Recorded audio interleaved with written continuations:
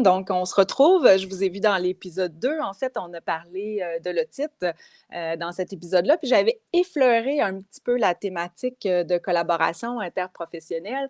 Donc, dans cet épisode-ci, ça me fait vraiment plaisir de joindre tous mes amis chercheurs et cliniciens. Et comme disait Marco, l'idée qu'on fasse les deux, c'est vraiment intéressant. Puis on essaie vraiment de créer une connexion, hein, recherche euh, et, euh, et clinique, en fait, ce qu'on fait avec ça. Donc, où est-ce que ça nous mène? Moi, je vais vous amener un petit peu dans le monde de la collaboration et je vous lance comme ça des questions en partant. Donc, juste pour voir un peu l'intérêt que vous pourriez avoir à assister à ce webinaire-là. Par exemple, ça vous est-il déjà arrivé? Est-ce qu'il y a déjà eu des gens dans votre entourage, que ce soit des médecins, des kinés, d'autres professionnels qui vous disent, oui, moi, là, je vais référer ou je vais collaborer avec les ostéos quand ils auront des données probantes. Moi, là, j'aimerais ça que tu me prouves ça, que tu m'amènes un article qui prouve ça.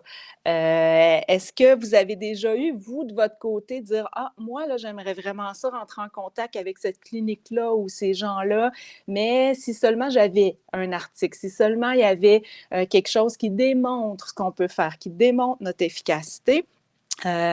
Ou encore, une autre question, ça pourrait être pour un participant qui dirait, ben moi, j'aime ça la recherche, mais il n'est pas question pour moi d'aller faire de la recherche, d'aller faire un master, une maîtrise ou un doctorat, c'est beaucoup trop. Donc, comment, comme clinicien, je pourrais contribuer à ça? C'est quoi les façons dont je pourrais m'impliquer sans nécessairement faire tout un parcours recherche?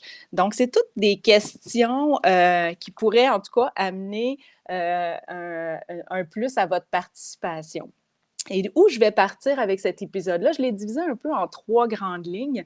La première ligne la première phase dans laquelle je vais vous amener, c'est vraiment le monde de la collaboration et particulièrement avec la médecine conventionnelle et les médecines complémentaires, incluant l'ostéopathie. Et là, pour ceux qui me connaissent un peu, vous savez que j'ai baigné, mon doctorat était sur la collaboration interprofessionnelle médecin-ostéopathe. Donc, je vais vous amener dans cet univers-là pour comprendre qu'est-ce qu'ils veulent les autres, qu'est-ce qu'ils s'attendent de nous, qu'est-ce qu'ils aimeraient comme information pour collaborer davantage, c'est quoi leurs besoins à eux pour avoir confiance en nous, les ostéopathes. Donc, je vais faire un petit topo de ce qui a été documenté dans les écrits scientifiques, dans les recherches qui ont eu lieu sur la collaboration interprofessionnelle, juste pour vous donner les bons cues, les bons outils, les bons réflexes pour améliorer la collaboration, parce qu'il y a des choses qu'on sait que ça fonctionne. On le sait que c'est ça qu'ils ont besoin d'entendre pour développer cette confiance-là et établir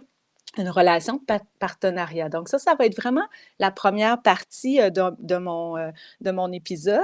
La deuxième partie, je vous dirais que j'aurais le goût d'aller vers comment concrètement on peut utiliser la notion d'evidence-based practice, donc la pratique basée sur les évidences.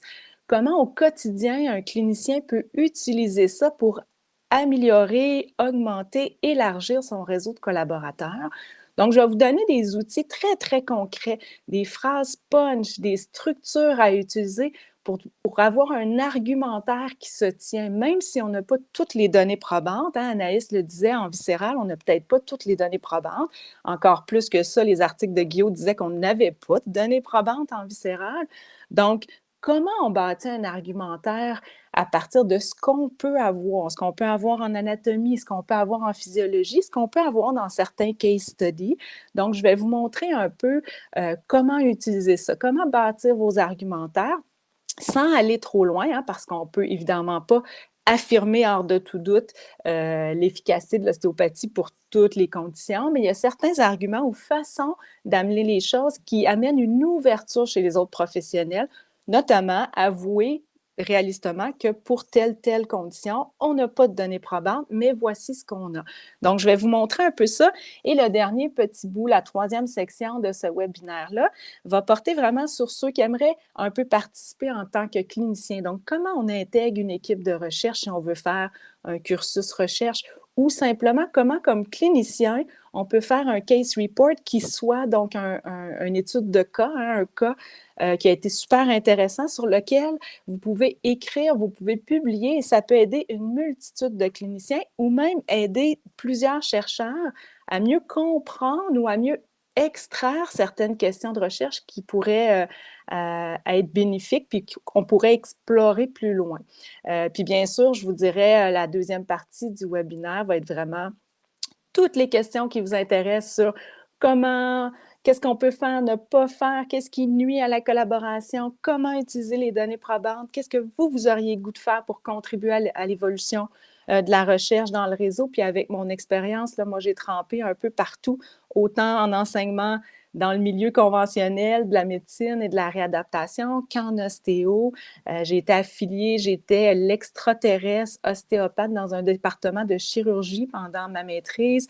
Donc, j'ai vécu plein de types d'interactions, des gens qui réagissent très positifs, des gens qui réagissent très négatifs, et j'ai développé là, plein de stratégies pour cheminer là-dedans, donc que j'aurais le goût de vous parler puis de partager avec vous. Fait que ça fait le